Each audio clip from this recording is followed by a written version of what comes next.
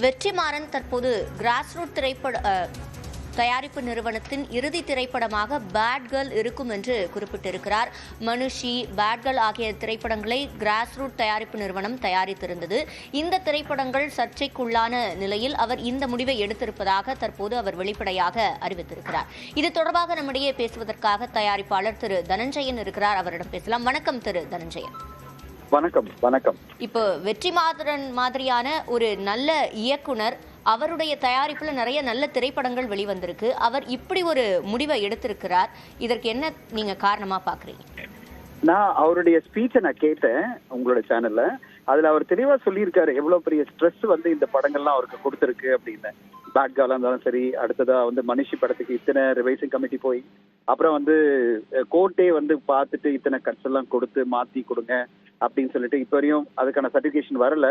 இந்த ப்ராசஸ் அவருக்கு நிறைய ஸ்ட்ரெஸ் கொடுத்துருக்கலாம். இப்ப ஒரு படம் வெளியாகவே இல்லை பேட் கேர்ள், அதுக்குள்ளேயே டீச்சரை பார்த்துட்டு இவ்வளவு பேர் கமெண்ட் கொடுத்து ஹைப்பரா அவர் சொன்னார் பாத்தீங்களா, ஹைப்பரா கமெண்ட்ஸ் எல்லாம் பண்ணி நெகட்டிவிட்டி பரப்பும் போது அவருக்கு ஒரு கிரியேட்டரா மிகப்பெரிய ஒரு தாக்கத்தை ஏற்படுத்திருக்கலாம். எதுக்கு இதெல்லாம் நம்ம பண்ணிட்டு இருக்கோம், இவ்வளவு ஒரு படைப்பை நல்ல படைப்பை கொண்டு வரணும் நம்ம ட்ரை பண்றோம், ஆனா இவ்வளவு பேர் எதிர்ப்பு பண்ணும்போது அந்த படைப்பு வியாபார ரீதியா பாதிக்கப்படுது.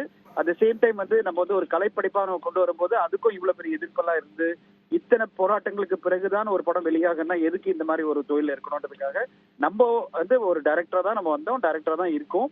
அது மிகப்பெரிய டைரக்டரா தமிழ் சினிமால, இந்தியன் சினிமால இருக்காரு அவரு. அவர் பேர்ல அவ்வளவு பெரிய எதிர்பார்ப்பு இருக்கு.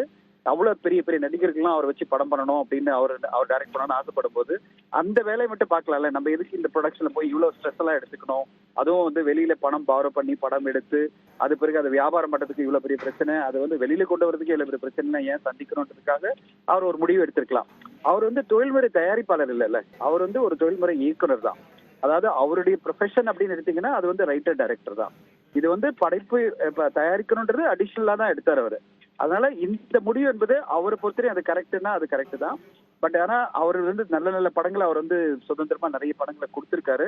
இந்த பிரச்சனைகள்லாம் சால்வ் ஆகி படங்கள் வெற்றி அடையும் போது மீண்டும் வருவாருன்னு தான் எதிர்பார்க்கிறேன். இப்போதைக்கு அவர் டெம்பரரியா தான் இந்த முடிவு இருக்கும்னு நான் எதிர்பார்க்கிறேன். இணைப்பில் விளக்கம் அளித்தமைக்கு நன்றி திரு தனஞ்சயன்.